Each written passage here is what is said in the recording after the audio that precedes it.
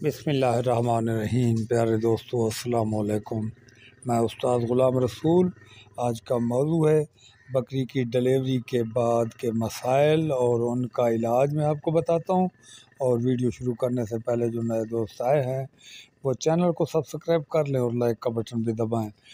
پیارے دوستو، جب ہماری بکری کی ڈلیوری ہوتی ہے اس کے بعد ہمیں 2-3 مسائل آ سکتے ہیں۔ نمبر 1 تو یہ آتا ہے کہ بکری کھڑی نہیں ہوتی، اور نمبر 2 یہ آتا ہے کہ بکری جیر جو مواد ہوتا ہے وہ نہیں نکالتی۔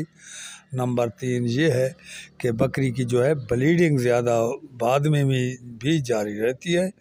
تو ان کا میں آپ کو علاج بتاتا ہوں۔ وہ یہ ہے، اگر آپ کی بکری جب ڈلیوری کر لے تو اس کو کھڑا کریں، چاہے خود آپ بھی ساتھ میں اس کے ہاتھ لگا لیں اور اس کو صرف اور کھڑا کر لیں، تب اس کو بالکل کوئی ایسا ویسا پٹھوں میں یا جسامت میں کوئی ہوا کا جھٹکا نہیں پڑے گا، اس کی ٹانگیں اور کوئی مسئلہ مسائل نہیں بنے گا۔ اور پھر اس کو نمک ڈال کر پانی پلا دیں۔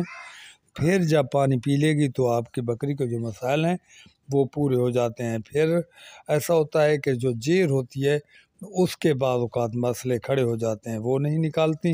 اگر وہ نہ نکالیں کوئی گھبرانے والی بات نہیں، آپ 1 گھنٹہ دیکھ لیں، اگر نکال لے تو صحیح ہے، ورنہ نہ نکالے تو آپ کم بیش 100 گرام ڈالڈا گھی بچے دینے والی جگہ میں ڈال دیں، تاکہ اندر میں جو خشکا بنا پڑا ہے وہ پھر ایسا ہوتا ہے کہ وہ اس میں وہ جو چکناہٹ جاتی ہے تو پھر وہ جیر جو ہے باہر نکل آتی ہے۔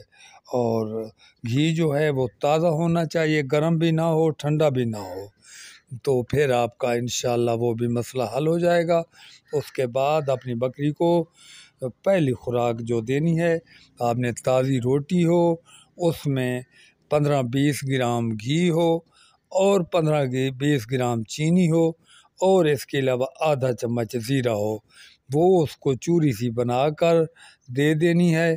اور پھر جو ہے وہ بکری آپ کی جو ہوگی وہ پہلے مراحل میں سے گزر جائے گی، پھر اس کا انشاءاللہ تعالی کوئی مسئلہ مسائل نہیں بنے گا۔